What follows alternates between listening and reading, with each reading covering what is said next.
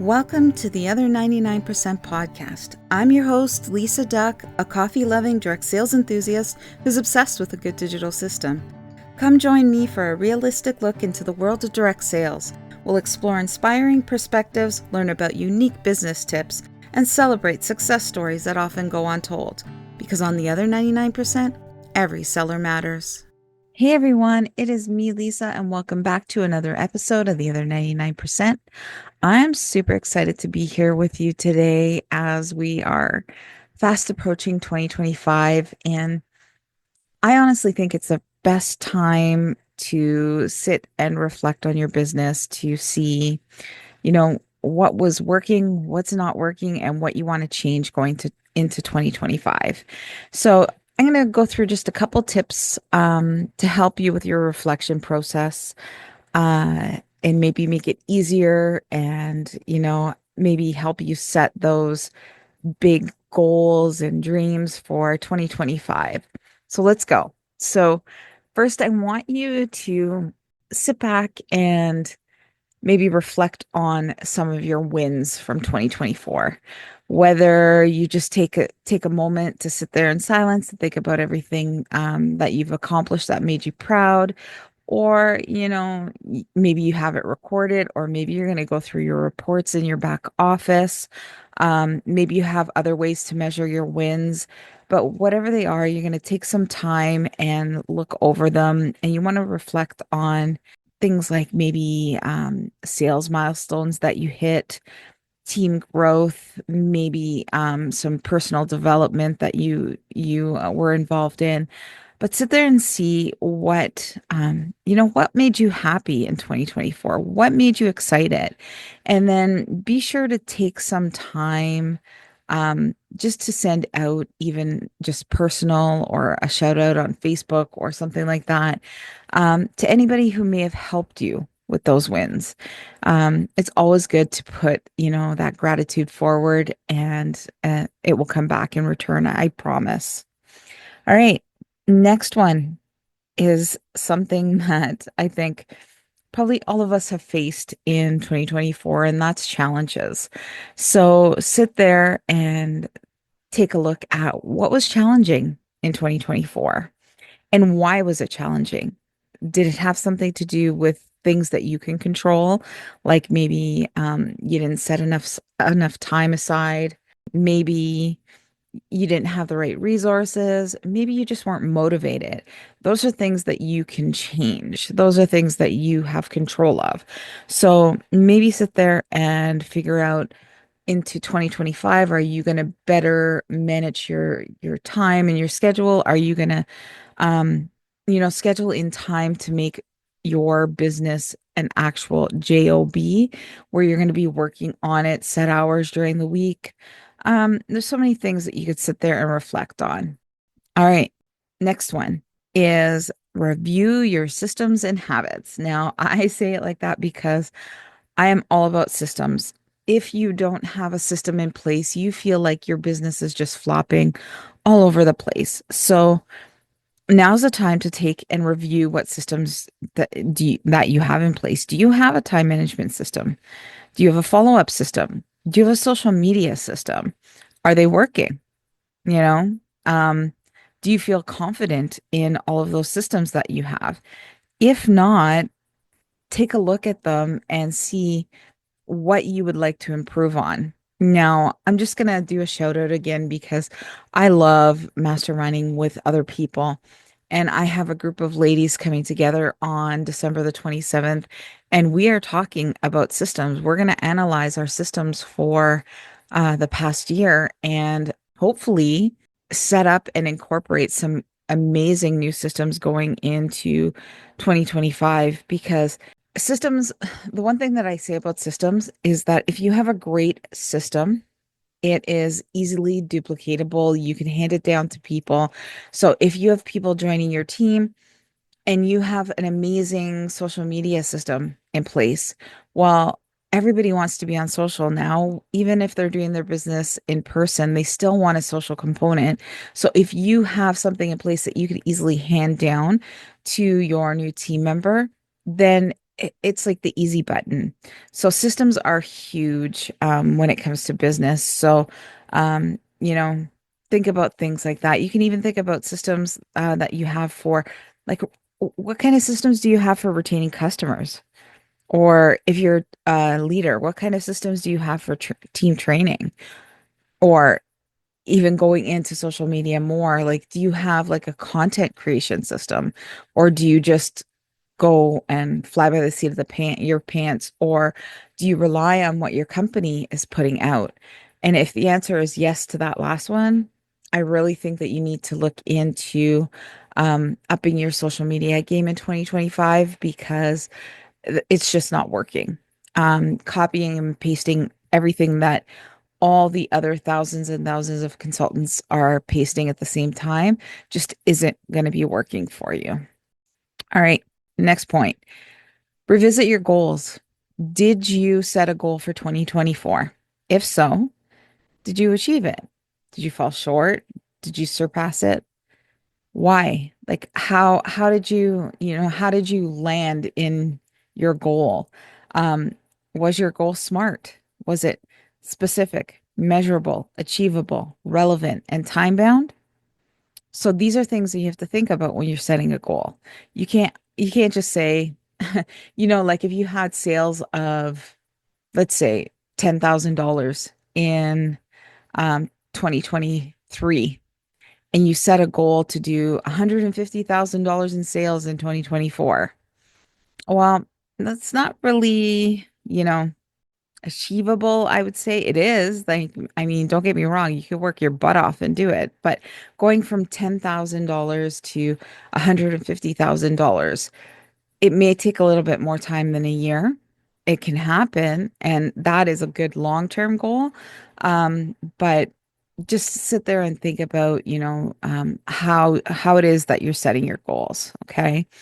And now's a perfect time to get out those vision boards. Do you do vision boards? Do you set words of the year? These are things that you could be doing now as well. All right. Next point. It's a great time to sit there and think about your customers. This might sound a little odd, but we all have the perfect customer, the ones that resonate with our visions and values, and they know, like, and trust us for a reason, because they think the same. They're out for the exact same thing that we are. So for example, if I look at myself, my ideal customer is somebody who's looking for quick, healthy meals. You know what I mean? Like, they're not worried too much about that gluten-free stuff, even though Epicure is all gluten-free. I don't focus a lot on that. I just focus a lot on, quick, healthy meals, because you want to feed your family good food, but you don't want to be in the kitchen all the time. So think about that. Think about, what you can offer them in the future, what they were excited about when you put out offers or incentives to them in 2024. Like, think about that. Think about where you get the most reactions from them, and think about why. So I would really look at your customers, even look at some of their buying habits. What kind of products did you sell most? Like, was it because you were talking about them all the time? Um, Maybe you need to expand your specific product knowledge or product use, because let's face it, we sell what we promote, and we only promote what we use. So if you're not using your entire line, or if you haven't tried your entire line of products, then I highly recommend changing that so that you can maybe improve your customer's experience. All right, next, let's take a look at our why. When's the last time you reconnected with your why? Like, why are you doing this? Our why changes all the time.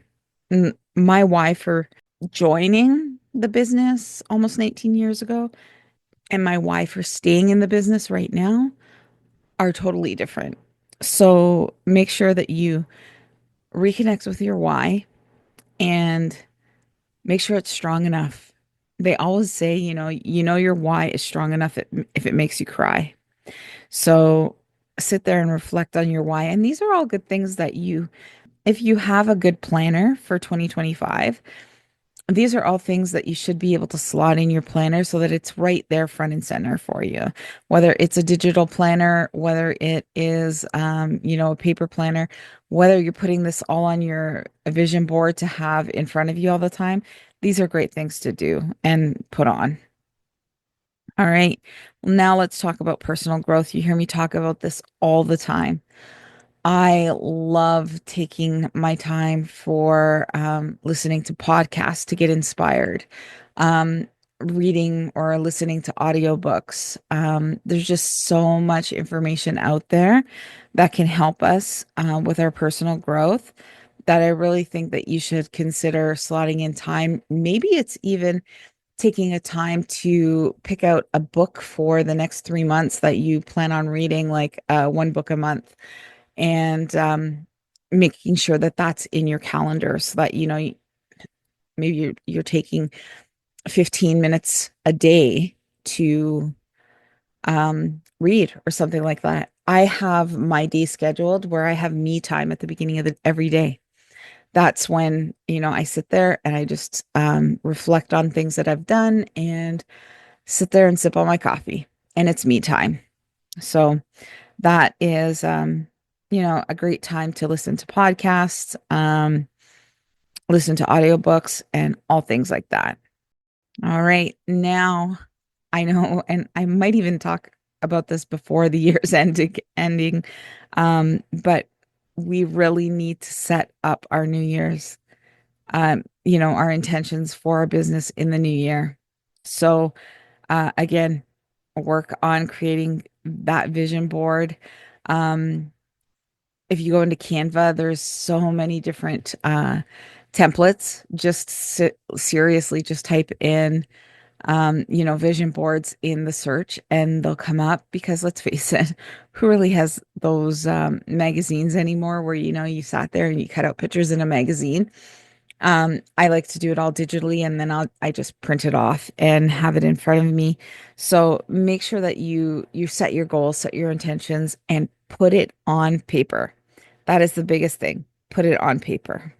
And the last thing I wanted to leave you with, if you're not already doing this, and I'm going to be honest, I struggle with this. I would really, really recommend, and my goal in 2025 is to get better at this, but set up some sort of gratitude um, journal or system that you want to put in place, let's say, where each day or every week you write down what you're thankful for, who you're thankful for, and just put the gratitude out there into the universe and see if it makes a difference. I mean, it can't hurt. Like, we have to try things after 2024. 2024 was a really weird year for business, let's say. Um, and I'm sure everybody will agree with that. So it was a really weird business year. So I am open to trying all things new in 2025. And I hope that you guys will uh, see where you were successful in 2024, even if you didn't hit goals, even if your didn't look like what you planned it to look like. But there's always good things that come out of the bad. So look for those good things, let them build you up, let them pump you up, and let them help you make 2025 the best year in business yet. So I hope you enjoyed these little tips, and we will see you again next week on another episode of The Other 99%. Take care. This episode of the Other 99% podcast has been brought to you by Spice It Up with Lisa Duck. If you're struggling with the question of what's for dinner, let Epicure help you put quick, delicious, family-friendly meals on the table in 20 minutes or less. Learn more about what Epicure has to offer. Visit spiceitupwithlisaduck.com. And if you're new to Epicure, be sure to use promo code EPIC15 in your cart at checkout for 15% off your entire first order. Hey, thanks so much for taking the time to listen to the podcast. I hope you enjoyed this episode. If you would take a minute to rate and then review the podcast, I would absolutely love it. And if you know someone who really needs to hear this podcast, please feel free to share it with them. More listeners, the better. And if you know someone who would like to be a guest on the podcast, or you yourself would like to be a guest, be sure to check the link in the show notes or visit lisaduck.com and click Be a Guest. We'll talk to you soon.